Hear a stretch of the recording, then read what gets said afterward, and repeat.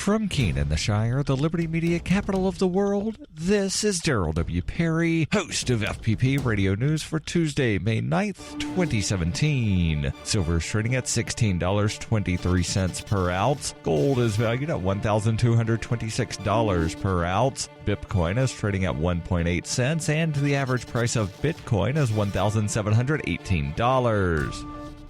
Antiwar.com reports the Egyptian Air Force has issued a statement claiming to have destroyed 15 trucks traveling in from the border area near Libya, but offering surprisingly little details on whose trucks they were or whether anyone was killed in the process of the attacks. The only information, beyond the number of trucks, came in a statement from Egypt's military's Facebook page in which they claimed the trucks were carrying smuggled weapons in from Libya. Again, no details were offered on whose weapons they were. The weapons smuggling claim is likely credible, however, as since the NATO-imposed regime change in Libya in 2011, massive weapon stocks that had been in the stockpiles of the old government have been spread around the region and indeed around the world's arms markets. Since the really big wars are in the Middle East, Egypt is a straight shot for weapon smuggling from Libya into the region, so it's unsurprising that Egypt would have to deal with that problem. 15 trucks, however, is an awfully big number and raises questions about just what was being sent through and by whom.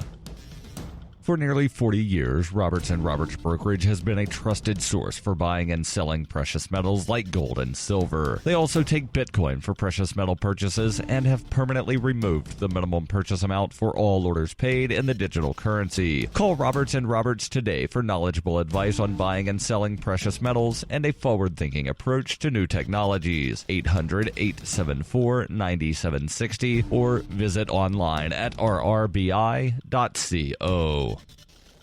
UPI reports President Donald Trump's administration went to federal court again on Monday to appeal a nationwide restraining order that's keeping his so-called travel ban from taking effect. Acting Solicitor General Jeffrey Wall was questioned by a panel of judges Monday in the 4th U.S. Circuit Court of Appeals in Virginia about why the injunction should be lifted and Trump should be allowed to suspend U.S. travel visas for immigrants in 6 largely Muslim countries. The administration is attempting to defend Trump's second order after the first was soundly defeated in federal court. Among the answers the panel sought Monday was how the second order differs from the first, which was ruled unconstitutional by courts in Seattle and San Francisco earlier this year. Courts in Maryland and Hawaii had halted the second order, which was designed to withstand legal scrutiny. One of the Virginia judges, Robert B. King, pointed out that the so-called Muslim ban Trump repeatedly spoke of during his run for presidency was still on his campaign website as of Monday. A short time later, it was removed. Many observers and legal jurists have argued since January that Trump's ban on refugees is merely an attempt to make good on that campaign promise, a position the Maryland court took in its March 16th ruling. Wall attempted to describe the difference by saying Trump spoke of a Muslim ban when he was campaigning for president, but geared the order in question as a separate national security effort once he took office. Wall said it's an archived press statement from 16 months ago. We took an oath and formed a government, adding Trump made it clear he was not talking about Muslims all over the world. That's why it's not a Muslim ban, saying that the order is intended to let immigration officials better screen foreign nationals seeking U.S. travel visas. When asked if Trump's government has been stepping up that vetting process, Wall said no. In March, Maryland District Court Judge Theodore Chong declared the 90-day visa ban unconstitutional and ordered it blocked nationwide. Monday's hearings initiated the government's appeal of that decision. Trump's effort also seeks to ban all refugees worldwide for 120 days, but that provision was blocked by the Hawaiian court. Government attorneys will argue for that part of the order at a hearing in the U.S. Court of Appeals for the Ninth Circuit in Seattle on May 15th. Most legal observers don't give Trump's appeal much of a chance of winning in Virginia. 10 of the court's 13 judges who heard Monday's argument were appointed by Presidents Barack Obama and Bill Clinton. Judge J. Harvey Wilkinson III, perhaps the most conservative judge on the bench, recused himself from the matter because Wall is his son-in-law. It's unclear when the 4th Circuit Court will rule on the matter. However, judges accelerated the process Monday by having the case heard by the full court instead of just 3 judges it typically uses to hear initial case arguments. In order for Trump's order to take effect, his administration needs to win the Virginia and Seattle appeals or hope the Supreme Court intervenes on its behalf.